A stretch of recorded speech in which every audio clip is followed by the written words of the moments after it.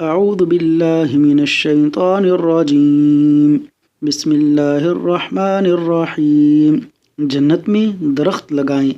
نبی اکرم صلی اللہ علیہ وسلم نے فرمایا کہ میں شب معراج حضرت ابراہیم خلیل اللہ علیہ السلام سے ملا۔